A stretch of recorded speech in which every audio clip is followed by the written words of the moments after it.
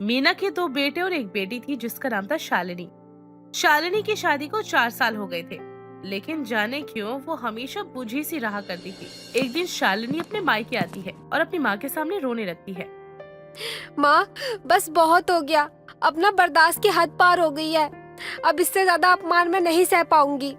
अरे क्या हुआ बेटा, तू रो क्यों रही है? रो मत, तेरी माँ भी जिंदा है। जो भी है सच सच बता। माँ, मैं चाहती तो यही थी कि मैं अपने घर की कोई भी बात आप तक ना पहुँचने दूं, लेकिन अब पानी सर से ऊपर हो चुका है। अब मुझसे बर्दाश्त नहीं होता। माँ, आपने कैसे इंसान से मेरी शादी करवा दी? वो इंसान नहीं, वो जानवर है, जानवर। वो जानवरों जैसा सलूक करता है मेरे साथ। बेटी शालिनी के गिरते हुए आंसुओं को देखकर माँ के दिल पर तो जैसे पत्थर सा गिर गया था। रोने की जरूरत नहीं है बहन, ठीक है। अगर जीजा जी को तेरी कदर नहीं है ना, तो तुझे भी वहाँ जाने की कोई जरूरत नहीं है। तेरा भाई अभी जिंदा है। मुझे ना अपनी चिंता नहीं है भैया, मुझे ना अपनी बच्ची की चिंता है। बस इसी का चेहरा देखकर मैं बर्दाश्त कर रही हूँ सब कुछ। अरे हमने तुझे पढ़ाया लिखाया काबिल बनाया, इसलिए बनाया था क्या कि कोई तुझ पे अत्याचार करे और तू सहती रहे? नहीं, तू हमारी बहन है और उस इंसान के साथ रहने की कोई जरूरत नहीं है। तेरा घर यही है, तू हमारे साथ रहेगी। अब तेरी सारी जिम्मेदारी हम उठाएंगे। भाइयों की बात सुनकर शालिनी उनके गले लगकर जोर जोर से रोने लगती है। आखिर वही हुआ जिसका शालिनी को डर था। एक बार जो शालिनी अपना ससुराल छोड़कर मायके आ गई तो बात इतनी बढ़ गई कि फिर कभी ससुराल लौटना ही ना हुआ। धीरे धीरे समय बीता और 2 साल के बाद शालिनी के पति ने उसको तलाक दे दिया। लेकिन इन 2 सालों में शालिनी ने अपने आप को संभाला और सरकारी नौकरी की तैयारियां करने लगी। देखो बेटा, शालिनी को कई बार समझाया कि वो अब ये शादी कर ले। आखिर कब तक उस टूटे रिश्ते को लेकर बैठी रहेगी, लेकिन कहती है अब वो दूसरी शादी नहीं करेगी। जब पहली शादी से उसे सुख नहीं मिला तो उसे दूसरी शादी से भी उम्मीद नहीं है। अरे माँ, आपकी बात ठीक है, लेकिन शादी ना सोच समझ के किया जाता है। अब उसका मन नहीं है माँ, और जो उसके साथ हुआ है उसके बाद कौन ही इंसान दोबारा शादी करना चाहेगा? और वैसे भी खुद की बेटी है उसकी, और वो अपनी बेटी के साथ खुश है। अब जब माँ वो खुश है तो हमें भी तो खुश रहना चाहिए। नहीं करनी शादी तो ना करे ना, क्या हो गया? और वैसे भी वो अपना अच्छा बुरा अच्छे से समझती है। माँ जी, अब जाकर जोर जबरदस्ती करेंगे तो दीदी को यही लगेगा ना कि हम उनको घर से भेजना चाहते हैं। हम उनको बोझ समझते हैं और उनको इस घर से भेजने के लिए शादी के लिए कह रहे हैं। ठीक है, अगर उसकी रजामंदी इस बात में है कि वो शादी नहीं करना चाहती तो यही सही है। माँ, उसने तो कह दिया वह शादी नहीं करना चाहती, लेकिन हमें तो उसके आने वाले भविष्य के बारे में सोचना पड़ेगा ना। अरे उसका भला बुरा अब हम लोग नहीं सोचेंगे तो कौन सोचेगा भला? ठीक कह रहे हो बेटा, मुझे मीना की हर वक्त चिंता रहती है। कल को पता नहीं उसका भविष्य कैसा होगा। देखो बेटा, अब मैंने ये सोचा है कि तुम दोनों भाई हर महीने उसके अकाउंट में पैसे जमा करवा दिया करो, ताकि वो अपना खर्चा भी चला सके। और हमारे अलावा उसका है ही कौन?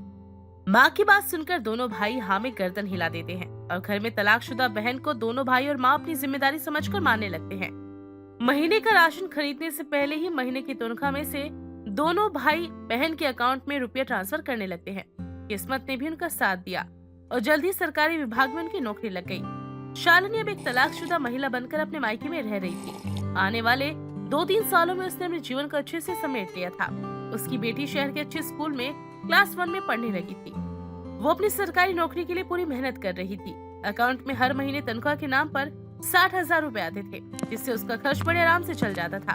शुरुआत में तो कुछ साल बड़े अच्छे से चलता रहा, लेकिन धीरे धीरे समय आगे बढ़ता है और दोनों भाइयों के बच्चे भी बड़े होने लगते हैं।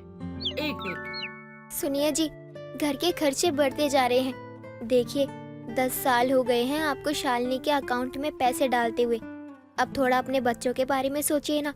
आपकी भी 2 बेटियां हैं। 1 रुपया जमा नहीं किया आपने उनके भविष्य के लिए।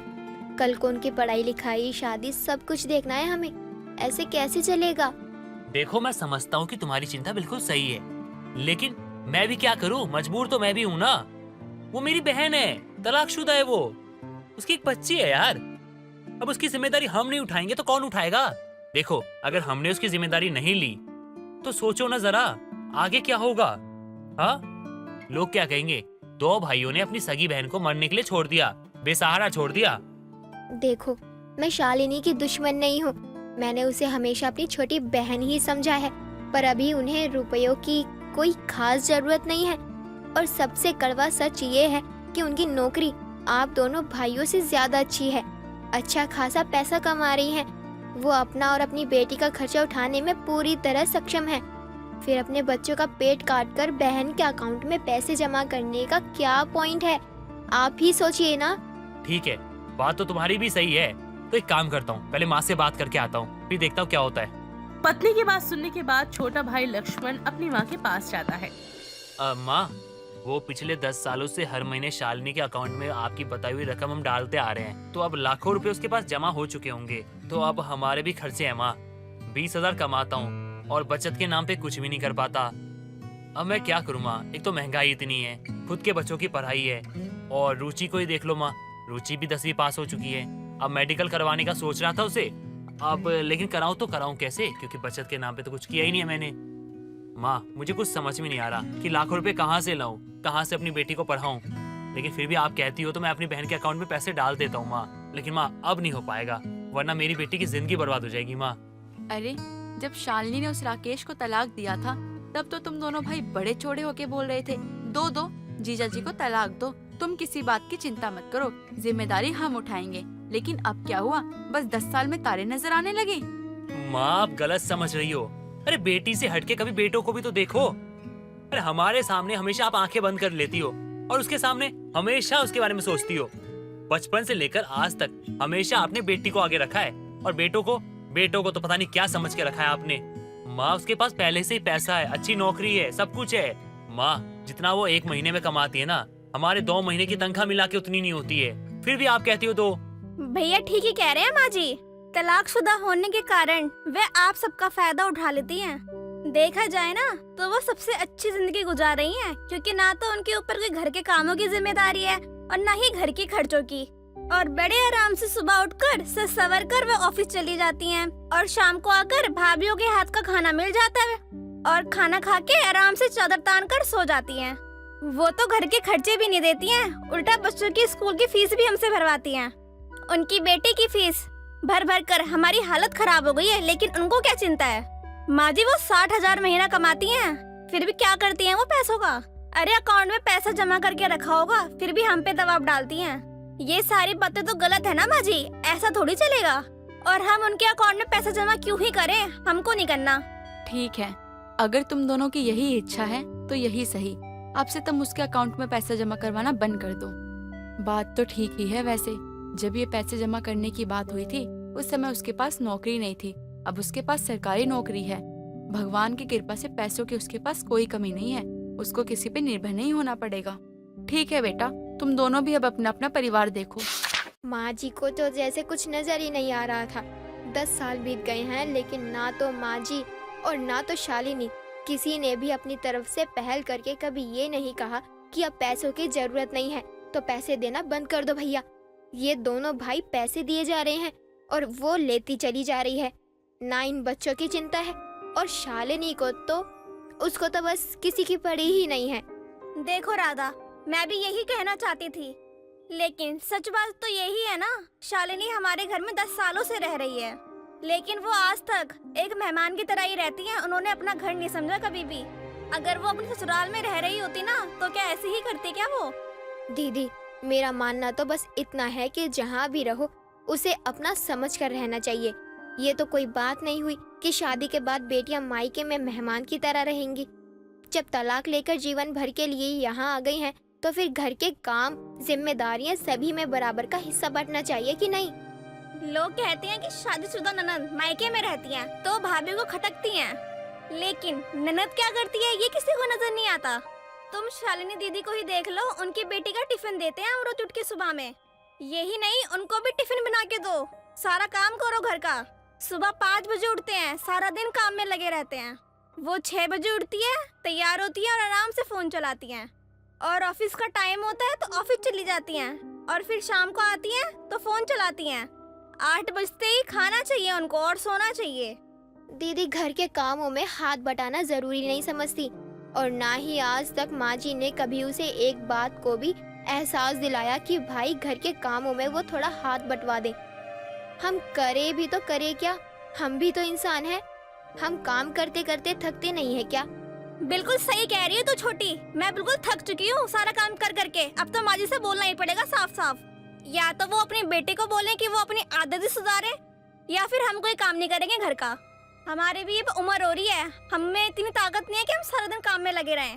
गुजरते समय के साथ दोनों देवरानी जेठानी के मन में ये सारी बातें घर कर जाती हैं। सास मीना भी महसूस कर रही थी कि दोनों बहुएं आजकल शालिनी को लेकर कुछ खींची सी रहती हैं।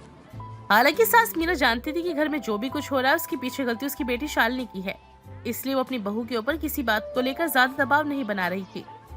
कुछ दिन गुजर जाने के बाद अचानक से माँ, काफी समय से घर की मरम्मत नहीं हुई है, पूरा घर रिपेयरिंग मांग रहा है, लेकिन रिपेयरिंग के काम में कम से कम 1 लाख का खर्चा आएगा और कम से कम 7-8 साल से घर पर व्हाइट वॉश भी नहीं हुआ है और अब तो छत से भी बरसात के मौसम में पानी गिरने लगा है। हर साल यही सोचकर मरम्मत का काम टालते रहता हूँ कि जब पैसा होगा तब करेंगे। अब तो देखिए घर बिल्कुल खंडर जैसा दिखने लगा है।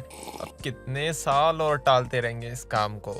बेटा, घर की हालत तो सच में बहुत खराब हो गई है। मैं तो खुद तुम दोनों से बात करने वाली थी कि थोड़े पैसों का इंतजाम करो और घर की हालत को थोड़ा सुधार लो। अब तो बच्चे भी टोकने लग गए हैं कि हमारा घर इतना खराब क्यों लगता है। माँ, पता तो है आपको कि सारी समस्या वही है, पैसों की। पैसे नहीं है माँ, अब पैसे इकट्ठे होंगे तभी तो काम करवाएंगे ना हम। बेटों की परेशानी समझकर उस समय तो मीना कुछ नहीं कहती, लेकिन रात को बेटी के ऑफिस से लौटने के बाद वो उससे बात करती है। शालिनी बेटा, घर में जो भी खर्च होता है तेरे दोनों भाई उस खर्च को उठाते हैं, चाहे वो बच्चे की पढ़ाई हो, घर का राशन हो, बिजली का बिल हो या कुछ भी हो। लेकिन इतनी सारी जिम्मेदारियां उठाते उठाते ना उनका हाथ बिल्कुल खाली हो गया है। अब घर की हालत तो तू देख ही रही है, बड़ी खराब हो रखी है। 2-3 साल से कह रही हूँ कि घर की मरम्मत करवा दो, लेकिन पैसे के कारण मरम्मत हो ही नहीं पाती है। अरे माँ, मुझसे क्यों बोल रही हो ये सब? आप भैया से बोलो ना, वो बैंक से लोन लेंगे जब तो मरम्मत होगी। अब मैं क्या कर सकती हूँ इसमें? बेटी के मुंह से ऐसा जवाब सुनकर मीना तो बिल्कुल दंग रह गई थी, लेकिन फिर भी अभी उसके सब्र ने जवाब नहीं दिया था। बेटा, बैंक से लोन की क्या जरूरत है?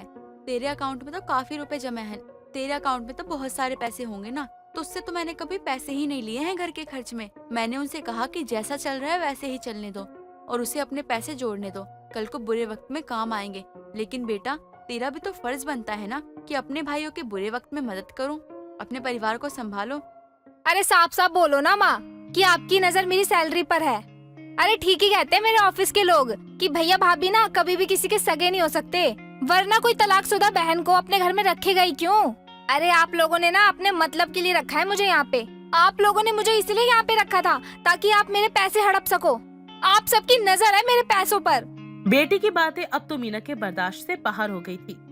ये कैसी बात कर रही है शालिनी तू? अरे तेरे दोनों भाइयों ने आज तक तेरा हर खर्चा उठाया है, कभी चू तक नहीं की है, और तू आज इतने पैसे वाली हो गई है। उन्हीं भाइयों को बोलने के लिए तू ऐसे शब्दों का इस्तेमाल कर रही है। मेरी आंखों पर ममता की पट्टी पड़ी हुई थी जो मैं देख नहीं पाई इतने सालों में कि किसके साथ क्या गलत हो रहा है। आज तूने वो पट्टी खोल दी बेटा। ठीक है, अपने कमरे में जा, हम देख लेंगे कि हमें क्या मरम्मत करनी है और कैसे करनी है। अरे माँ, ये बात बात पर ना खर्चा उठाने की बात मत किया करो मेरे सामने। अरे आप लोग ना भूल गए हो शायद कि इस घर की बेटी मैं भी हूँ। अरे मेरा भी इस घर पर उतना ही अधिकार है जितना मेरे भाइयों का है, और मैं ना यहीं रहने वाली हूँ, कोई कुछ भी कर ले। अगले दिन शालिनी के ऑफिस जाने के बाद देख बेटा, शालिनी को छूट देकर जो मैंने बहुत बड़ी गलती की है ना, अब इसे ऐसा लग रहा है कि घर की जिम्मेदारियां हमारी है और वो यहाँ सिर्फ आराम से अपना अधिकार जमाने के लिए है। बिना हाथ पैर फैलाए इसे सब पका पकाया मिल गया है, इसलिए ऐसी बातें कर रही है। मीना को कुछ बात का एहसास हो गया था कि उसकी लापरवाही के कारण घर में बहुत कुछ बिगड़ गया है, लेकिन वो सब कुछ और बिगड़ता नहीं देख सकती थी। वो घंटों सोच में डूबी रहती। अंत में उसे एक उपाय सूझता है। शालिनी बेटा, तुझे एक जरूरी बात बतानी थी। राम और लक्ष्मण चाहते हैं कि वो अपना परिवार देखे, सांझे में रहे।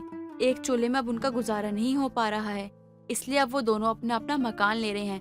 मैंने भी सोच लिया है कि मैं बड़े बेटे के साथ रहूंगी। तू भी बेटा अपने ऑफिस के आसपास ही कोई फ्लैट देख ले। वो दोनों भी अपने अपने दफ्तर के आसपास ही मकान ढूंढ रहे हैं। ये कैसी बात कर रही हो माँ आप?